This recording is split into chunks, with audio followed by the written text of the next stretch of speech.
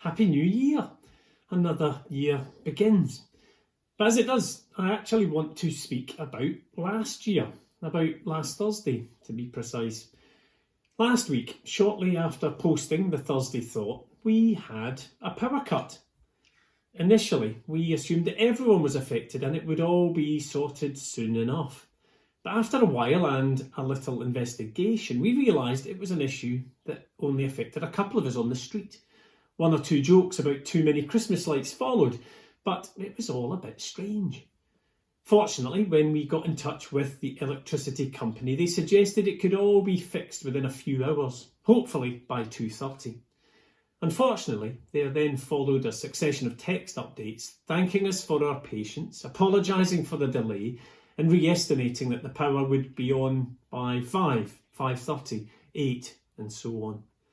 Ironically, when the power did eventually return, we had a final text telling us that the engineers had got our power back on earlier than expected. All very relative, but all very welcome.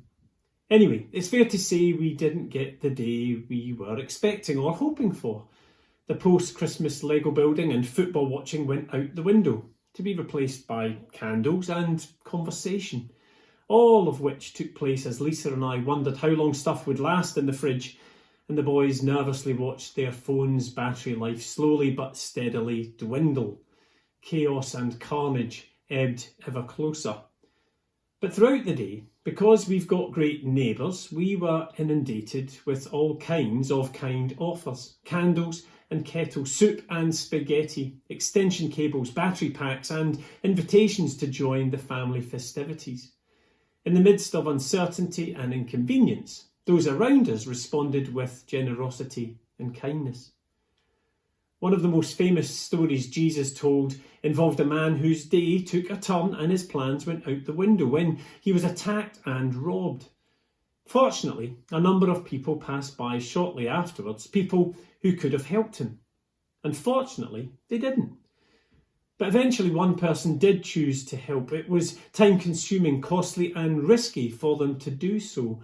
But in the midst of uncertainty and inconvenience, the Good Samaritan responded with generosity and kindness. And at the end of his story, Jesus simply says, "Go and do likewise." As we enter a new year full of hopes and plans, it's probably fair to say they may not always be realised. Power cuts happen, literally and metaphorically. But I pray in those moments we encounter and hopefully offer generosity and kindness.